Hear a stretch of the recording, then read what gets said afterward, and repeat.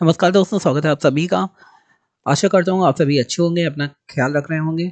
आज हम लोग हिंदी के लिए कुछ क्वेश्चन देखने वाले हैं जो 7 फरवरी के एग्ज़ाम के लिए बहुत ही इम्पोर्टेंट होने वाले हैं। तो चलिए बिना देरी के स्टार्ट करते हैं। सबसे पहला हमारा क्वेश्चन है, आराम से समझते हैं, एक-एक पॉइंट समझते हैं जिससे कोई भी क्वेश्चन आप गलत करके ना आएँ।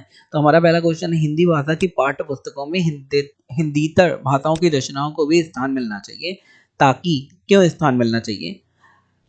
क्योंकि बच्चों को हिंदीतर रचनाओं की जानकारी मिल सके, या फिर बच्चे हिंदीतर रचनाओं की भाषिक विशेषताओं से परिचित हो सकें, या फिर बच्चे हिंदीतर भाषाओं पर अपनी पकड़ बना सकें, या बच्चे हिंदीतर भाषाओं के व्याकरण से परिचित हो सकें। तो अगर आपको हिंदी भाषा की पाठ्य पुस्तकों में हिंदीतर भाषाओं की रचनाओं को स्थान देना है, तो जाहिर सी बात है आपको भाषिक रचनाओं को बच्चों को परिचित करवाना है। उन रचनाओं को बच्चों को पता होना चाहिए कि रचनाएं कैसे बनती हैं, कैसे लिखते हैं लोग, उनका मतलब क्या है, हिंदी में नए-नए शब्द पता चलते हैं, तो उनकी रचनाओं से परिचित हो सकें। ज़ाहिर-सी बात है, जब रचनाओं की बात कर रहे हैं, तो वहाँ पे व्याकरण का कोई यूज़ नहीं होगा, ठीक है? पकड़ बनाने के लिए तो हिंदी भाषा में बच्चे पकड़ वैसे बना सकते हैं, कोई भी गद्य-पद्य पढ़ के ज़रूरी रचनाएँ ही पढ़ाई जाएँ, तो ये भी गलत हो जाएगा। बच्चों को हिंदी से रचनाओं की जानकारी देने के लिए एक तरीके से ये सही हो जाएगा, लेकिन सबसे सही क्या लग रहा है, हिंदी विशेषताओं से परिचित करवाने के लिए, भाषिक विशेषताओं से। रचनाएँ इसलिए पढ़ाई जाती हैं बच्चों को, ठीक है? आगे देखते हैं क्वेश्चन हमारा दूसरा इंपॉर्टेंट क्वेश्चन है, उच्च प्राथमिक स्तर पर हिंदी भाषा शिक्षण का महत्वपूर्ण उद्देश्य क्या है? तो ये पूछा गया है, उच्च प्राथमिक स्तर के लिए ये क्वेश्चन आया है। तो चलिए देखते हैं। इसमें दिया है हिंदी भाषा की नियमबद्ध प्रकृति को पहचानना, तो जो नियम है उसे पढ़ना, या फिर हिंदी भाषा के व्याकरण को कंठस्थ करना, या फिर हिंदी भाषा के प्रसिद्ध रचनाओं को जानना, या फिर हिंदी भाषा की प्रसिद्ध रचनाओं को जानना। तो इसमें की और के का डिफरेंस है तीसरे और चौथे में। तो कंठस्थ करना ये तो बिल्कुल गलत हो जाएगा, हम लोगों को रटाना नहीं है। और ये की और के वाले दोनों ही गलत हो जाएँगे, क्योंकि प्रसिद्ध रचनाओं को खाली जानना ही नहीं है। हिंदी भाषा की नियमबद्ध प्रकृति को जानना है। हम लोग उच्च प्राथमिक स्तर की बात कर रहे हैं, तो हिंदी भाषा कैसी है, कैसे काम करती है, उसमें कैसे नियम व्याकरण लगते हैं, तो उस प्रकृति को जानना है। आगे देखते हैं, भाषण, परिचर्चा, संवाद बच्चों की क्षमता का विकास करने में सहायक है। तो भाषण, परिचर्चा, संवाद ये सारी मौखिक आपको लग रही हैं। तो कौन सी विशेषता दिखाता है ये? लिखित तो नहीं दिखाता, ज़ाहिर-सी बात, तो इसे हम लोग कट कर देंगे। मौखिक या कल्पनाशील या अनुकरण। अच्छा, इसमें आप देखेंगे, इसमें अनुकरण तो नहीं दिखा रहा है, लेकिन कल्पनाशील और मौखिक में आपको थोड़ा कन्फ्यूज़न हो सकता है कि भाई भाषण दे रहे हैं, परिचर्चा कर रहे हैं, संवाद कर रहे हैं, तो कुछ कल्पना भी कर रहे होंगे। लेकिन कल्पना क्या, मन में ही करी जाती है, उसके बाद मौखिक बोला जाता है। लेकिन यहाँ पे भाषण, परिचर्चा और संवाद की बात कर रहे हैं, तो इसे कल्पना को हटा देंगे और मौखिक अभिव्यक्ति में हम लोग लगा देंगे। आगे बढ़ते हैं दोस्तों। क्वेश्चन दिया है, गद्य रचना को पद्य में रूपांतरित करना और पद्य को गद्य में रूपांतरित करना डैश में मदद करता है। अगर गद्य को पद्य में रूपांतरित करना है और पद्य को गद्य में रूपांतरित करना है, तो ये किस चीज में मदद आपको करेगा? सबसे पहला है साहित्य के सर्वोत्कृष्ट सृजन में, आगे अभ्यास प्रश्नों को करने में, या फिर भाषी संरचनाओं का पर अधिकार बनाने में, या फिर भाषा व्याकरण सीखने में। अब गद्य को पद्य में अगर हम लोग रूपांतरित कर रहे हैं, तो व्याकरण का उसमें नीड नहीं है। साहित्य के सर्वोत्कृष्ट सृजन में, तो सृजन तब हम लोग करते हैं जब हम लोग किसी भी चीज़ को सृजित कर रहे हैं, मतलब उसका एक जगह समूह बना रहे हैं, तो हम लोग सृजित नहीं कर रहे, हम लोग उसमें बदलाव कर रहे हैं। अभ्यास प्रश्नों को गढ़ने में, ये तो बिल्कुल ही आपको गलत हो जाएगा, क्योंकि जिसमें कुछ लॉजिक ना हो, कुछ नया ना हो रहा हो, उसे तुरंत गलत कर दीजिए। भाषी संरचनाओं पर आधार अधिकार करने में, तो अगर हम लोग उसमें चेंज करेंगे गद्य का पद्य में, पद्य का गद्य में, तो हम लोग ज़ाहिर-सी बात भाषी जो संरचनाएँ हैं उस पे अधिकार हासिल करेंगे, क्योंकि अगर जब तक आपको संरचनाओं में अधिकार हासिल नहीं होगा, आपको पता नहीं होगा कि कैसे बदलना है, तब तक आप उसे बदल नहीं पाएँगे। ये तभी आप कर पाएँगे जब आपको बहुत अच्छी नॉलेज हो कि कैसे संरचना बनाई जाती है हिंदी में। आगे देखते हैं क्वेश्चन। तो 2 मिनट दीजिए। चलिए आगे देखते हैं क्वेश्चन। 8वीं कक्षा में हिंदी भाषा सीखने सिखाने के लिए आप किस सामग्री को सर्वाधिक महत्व देंगे? अगर 8वीं कक्षा में आप हिंदी भाषा सिखा रहे हैं, तो कौन सी सामग्री? अब 8वीं कक्षा के बच्चे बड़े होते हैं, बहुत छोटे नहीं होते हैं, तो आप पाठ्य पुस्तक पर ध्यान देंगे, साहित्य सामग्री में ध्यान देंगे, व्याकरण की पुस्तकें, या फिर पोस्टर पे ध्यान देंगे? तो ऐसी कौन सी चीज़ लग रही है जिस पे आपको ध्यान देना चाहिए? ठीक है, पाठ्य पुस्तक रटने रटाने के बाद तुरंत आप लोग हटा देंगे। व्याकरण की पुस्तक ध्यान देंगे, लेकिन सर्वाधिक ध्यान उसमें देंगे तो फिर हिंदी भाषा सिखानी है हम लोगों को। व्याकरण तो एक समझने की चीज़ हो गई और पोस्टर बहुत छोटे बच्चों के लिए होता है, तो ये गलत हो जाएगा।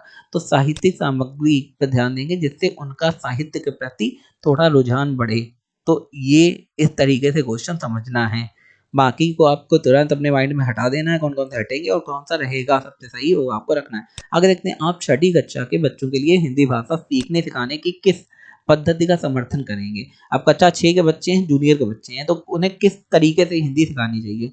जिसमें बच्चों को बोलने का अवसर मिले, या फिर जिसमें बच्चों को पाठ्य पुस्तक बिल्कुल ना पढ़नी हो, या फिर जिसमें बच्चे परस्पर अंतःक्रिया करें, या फिर जिसमें बच्चे केवल लेखन कार्य करें। तो आपको जो नकारात्मक लगेगा, जैसे दूसरा नकारात्मक है पाठ्य पुस्तक पढ़ने वाला, या चौथा नकारात्मक है जिसमें बच्चे केवल लेखन कार्य करें, ये दोनों हटा देंगे। अब बचे कौन-कौन से? जिसमें बच्चों को बोलने के लिए अवसर मिले या जिसमें बच्चे परस्पर अंतःक्रिया करें। तो इसमें से कौन-सा सही होगा? जब आपको कक्षा 6 के बच्चों को हिंदी भाषा पढ़ानी होगी, तो इसमें सही हो जाएगा आपको जिसमें बच्चे परस्पर अंतःक्रिया करें।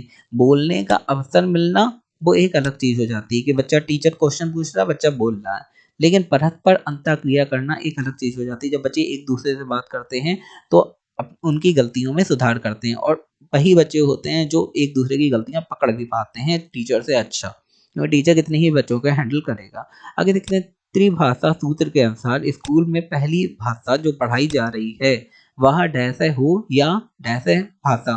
तो त्रिभाषा सूत्र है, उसके अकॉर्डिंग हिंदी भाषा जो पहली पढ़ाई जाती है, वह कैसी होनी चाहिए? जो अगर पहली बार आप पढ़ाना है, तो हिंदी भाषा जो भी भाषा पढ़ाई जा रही है, वो पहली बात तो मातृभाषा होनी चाहिए या क्षेत्रीय भाषा होनी चाहिए।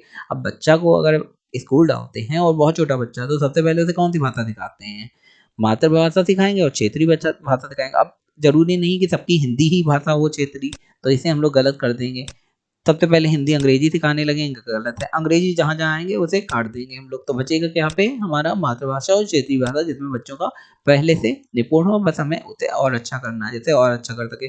आगे देखते हैं क्वेश्चन, व्याकरण पढ़ने की अधिगम विधि पर सर्वाधिक बल देती है। तो व्याकरण पढ़ने की कौन-सी विधि पर सर्वाधिक बल देती है? अब व्याकरण में क्या होता है? व्याकरण में नियम होते हैं, परिभाषाएँ होती हैं, उदाहरण भी होते हैं, मानकता भी होती है। तो इसमें कौन-सी विधि है जिसमें सर्वाधिक अ, दोष देती हैं? तो यहाँ पे आपका उदाहरणों सही हो जाएगा, वो इसलिए सही होगा क्योंकि नियम तो दिए ही हैं, परिभाषा दी है, लेकिन नियम और परिभाषा दोनों समझने और पढ़ने की बात है। जब तक आपको उदाहरण नहीं दिया जाएगा या जब तक आप उदाहरण खुद नहीं बना लेंगे, तब तक आपको समझ नहीं आएगा कि व्याकरण पढ़ाने की आगमन विधि कौन-सी चीज़ों पे सर्वाधिक बल देती है। और दूसरी चीज़, जब हम लोग आगमन की बात करते हैं, तो उसमें ज़ाहिर-सी बात उदाहरणों पर नियम दिया जाता है, ज़्यादा फोकस करा जाता है, लेकिन जब निगमन की बात करते हैं तो उसमें नियमों की ज़्यादा फोकस करा जाता है। और इससे आप भी याद कर सकते हैं, जैसे निगमन में ना से स्टार्ट होता है तो वहाँ पे नियम, और आगमन में आ से स्टार्ट होता है तो वहाँ पे उदाहरण आप पढ़ लेंगे, तो ये तरीके से भी याद रख सकते हैं। आगे देखते हैं क्वेश्चन, भाषा के संदर्भ में संचार माध्यमों का प्रयोग न केवल सामाजिक संवेदनाओं विकसित करता है, बल्कि दर्शक को समझने में मदद करता है। तो जो संचार माध्यम है, वो सामाजिक संवेदनाएँ तो विकसित ही करते हैं, बल्कि किस और चीज़ को समझने में मदद करते हैं। विभिन्न माध्यमों की जानकारी को, या फिर विभिन्न माध्यमों के में प्रयुक्त भाषा को, या फिर विभिन्न माध्यमों के उपयोग को, या फिर विभिन्न माध्यमों की आर्थिक स्थिति को। तो इसका जो सही आंसर है, वो यहाँ पे विभिन्न माध्यमों में प्रयुक्त भाषा को, क्योंकि यहाँ पे सामाजिक संवेदनाएँ विकसित करी जा रही हैं। उसमें मतलब फ़ोकस नहीं करा जा रहा है, लेकिन समझने में फ़ोकस करा जा रहा है। तो जो भाषा अगर जो भी प्रयुक्त होगी संदर्भ को बताने के लिए, अगर आपको वो भाषा नहीं पता होगी, तो आप कैसे ही संवेदनाएँ समझेंगे? संवेदनाएँ समझने के लिए भी भाषा को आनी चाहिए, तो इसमें भाषा में फ़ोकस करा जाएगा। आगे देखते हैं हम लोग क्वेश्चन। क्वेश्चन दिया है, कहानियों की विभिन्न शैलियों की पर की गई चर्चा बच्चों को डैश में मदद करती है। कहानियों की अलग-अलग शैलियाँ होती हैं, उसमें जो भी चर्चा की जाती है, वो किस चीज़ में बच्चों की चर्चा में मदद करती हैं। तो व्याकरण समझने में, या कहानियाँ रचने में, कहानी के तत्वों को याद रखने में, कहानियों की कमियाँ बताने में।